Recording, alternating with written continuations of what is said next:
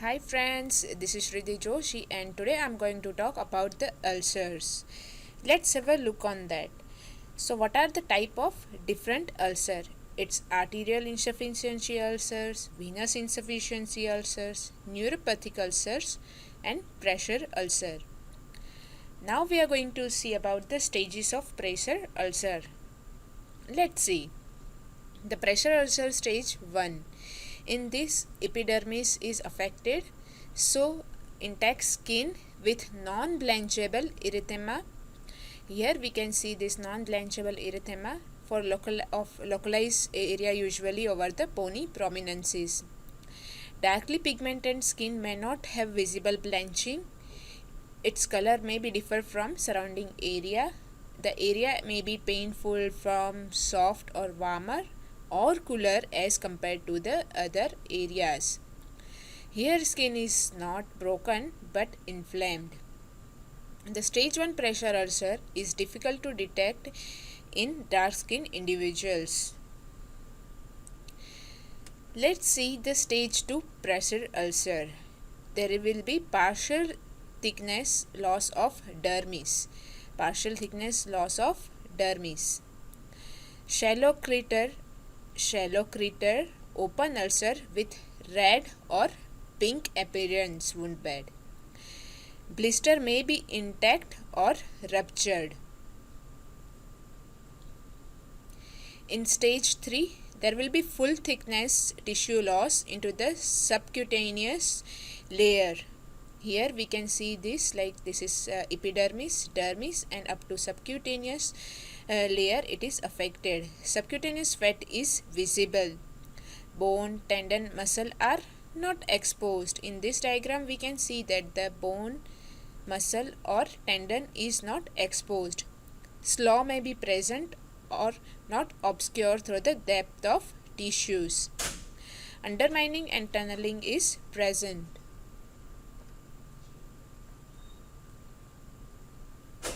Stage 4, full thickness tissue loss is there, so subcutaneous fat, muscle is affected. In this diagram we can see this epidermis, dermis, subcutaneous fat, muscles is affected. So full thickness tissue loss exposed to bone, tendon and muscle. Up to bone, tendon and muscle it is affected. So undermining and tunneling is present. Depth may get vary.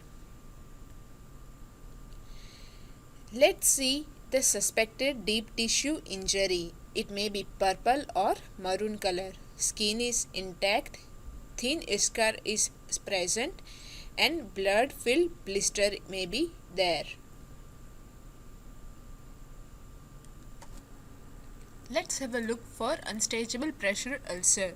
So in this unstageable pressure ulcer, everything is affected. Epidermis, dermis, subcutaneous fat, muscles and bones. So full thickness tissue loss with base of the ulcer covered by slaw. So if slaw is there, it may be yellow color, tan, grey, brown or green. If ischar is there, so it might be black, tan or brown color. Without removal of ischar or slaw, true depth is not visible. Now we are going to see about the arterial ulcer. So the arterial ulcer, it results from ischemia, means decreased oxygenated blood and due to the atherosclerosis. So have a look on normal artery. This is normal artery and normal arterial valve. Good elasticity is there. Everything is perfect. But in atherosclerotic artery, there is a decreased blood flow because there is plaque is available here. In this diagram also we can see that yellow color plaque is there. So this will narrow our artery. This will narrow our arterial diameter, so there will be decreased blood supply. It is located on the lower 1/3 of the leg. If it is located on the toe, so it may be distal toes or dorsum of the foot. It may affect the lateral malleolus also. Now we are going to see the venous ulcer. So how it looks? It will look like this. It will be on proximal to medial malleolus. It occurred due to faulty venous system circulation and it may lead to ulceration. This is faulty venous system circulation.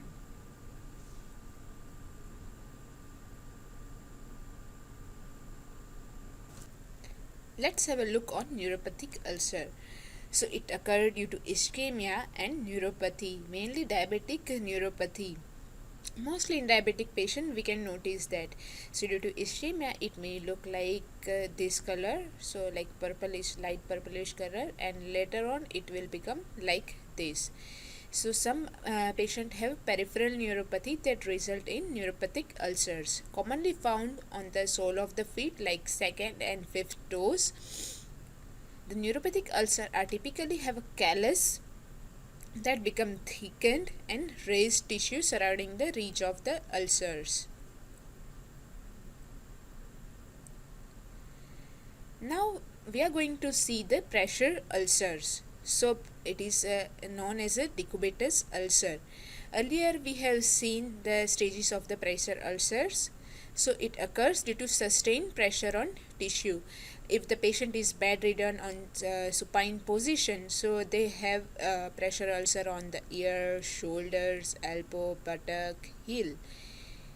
If they are like this, on the sideways we can see its head, shoulder, elbow, hip and heel. Bony prominences are more prone to develop a pressure ulcer. There may be localized ischemia and eventually lead to necrosis on pressure ulcer prone areas. Let's see the actual picture of arterial ulcer and appearance of arterial ulcer. Let's have a look on that. This is arterial ulcer. Well defined smooth edges, lack of granulation tissue, minimum to no granulation tissue is there.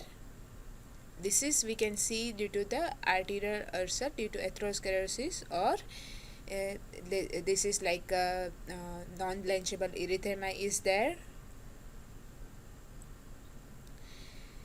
Let's have a look on venous ulcer.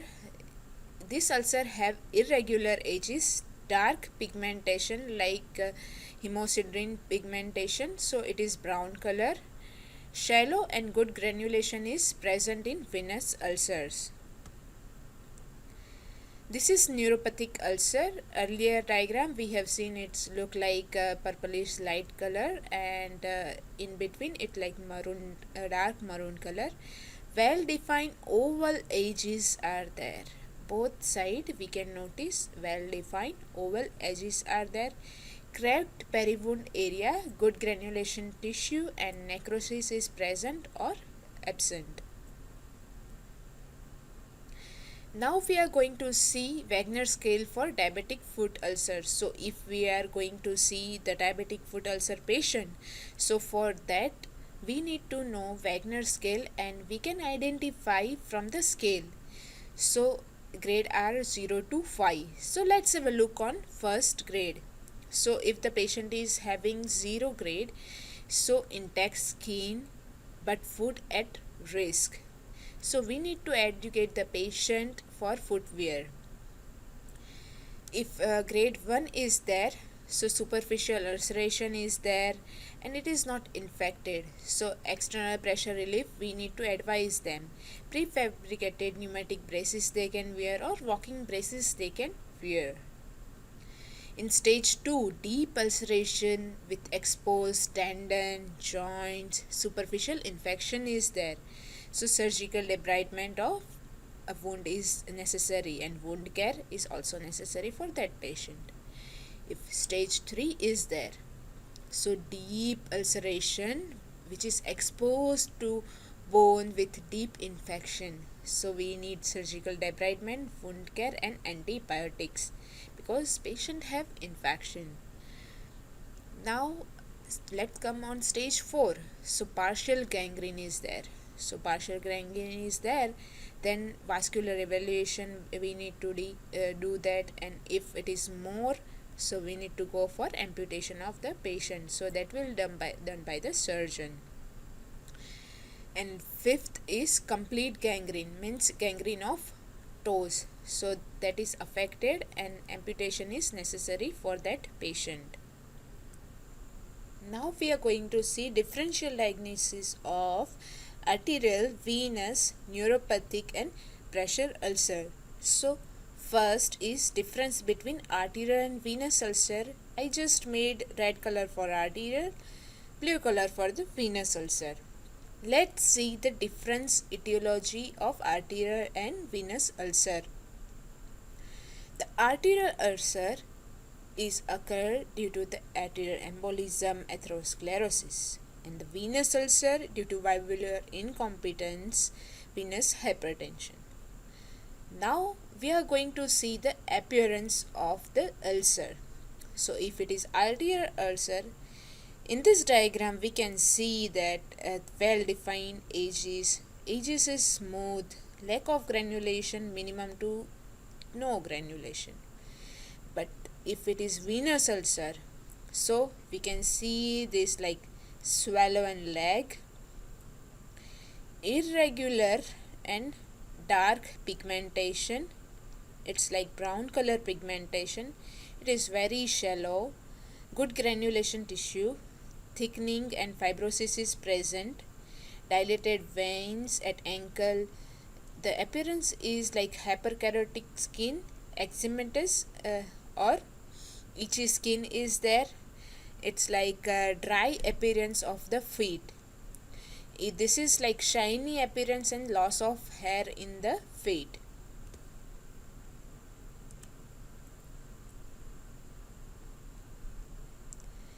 Let's see the amount of exudate in arterial and venous ulcers. So if arterial ulcer is there, less amount means minimal amount of exudate is there, but venous moderate to heavy exudate is there. Presence of edema, no, but in venous, yes, it is increased. Location like lower 1/3 of the leg, distal toes, dorsum of foot, lateral malleolus. In contrary, venous ulcer is near to the medial malleolus. So on the basis of pain characteristic, we need to differentially diagnose that patient. So if the patient is having severe pain and pain occur due to the elevation, if intermittent claudication is there, raised pain maybe at night is there, so that indicates arterial ulcer. If patient is having little or moderate pain, it may be like throbbing, aching or heavy pain, heaviness of the leg is there. If patient is keeping the leg in the dependent position, pain is increased, so that indicates venous ulcer. It is relieved by elevation. There won't be any drainage present in arterial ulcer. Even in venous ulcer, it's absent. Now we are going to see the pulse. So if pedal pulse is absent, that means arterial ulcer. If it is present, means it is venous ulcer. So we just need to remember the scale of pedal pulse. So how we will measure that? On the basis of scale, we can tell that if it is bounding pulse, fast pulse is there or not. So 0 means absent, 1 means weak, 2 means normal, 3 means fast, 4 means bonding. So if patient is coming to you and if you are measuring the pedal pulse, so at that time, if it is absent means grade 0. If you are feeling normal pulse, so grade 2, but it is doing like it is fast, so you can say that this is grade 3. So you just need to remember the sequence.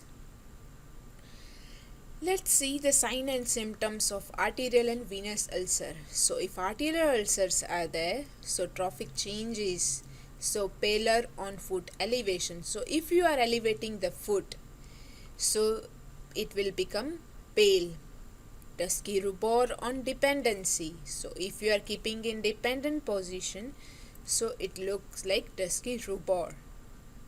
Skin color, it's like it look like thin skin and shiny, but it is dry.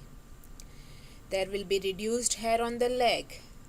But if venous ulcer is there, so venous stasis or dermatitis is there, cyanosis on dependency is also there, edema is also present. So like this way you can differentially diagnose on the basis of pain, sign and symptoms, and appearance. This three is most important thing for arterial and venous ulcer differential diagnosis. Now we are going to see the examination part. So arterial ulcer, we need to examine pulse, temperature, ankle pressure index, capillary refill time. So transcutaneous oxygen outcome measure is walking impairment questionnaire. If it is venous ulcer, so we need to assess the venogram because it is the gold standard. So ultrasonography, if score is greater than 3 on DVT assessment guideline, then it is indicating the venous ulcer. So cough test, Homan sign, ankle brachial index, and venous filling time we need to do. This is just an idea about examination. In detail we will cover later on. Let's see the management part. Just brief idea. The arterial ulcer, we need to give them rest. Limb protection technique, we need to tell them. Risk on the risk reduction education, inspection of the leg daily, avoid hitting modalities, avoid elevation if it is not needed. Educate the patient for venous ulcer, educate the patient to risk avoiding methods, inspection of the foot daily, it is also necessary, compression bandages, use Comprelin bandages especially for the venous ulcer. Now we are going to see about the neuropathic and pressure ulcer differential diagnosis.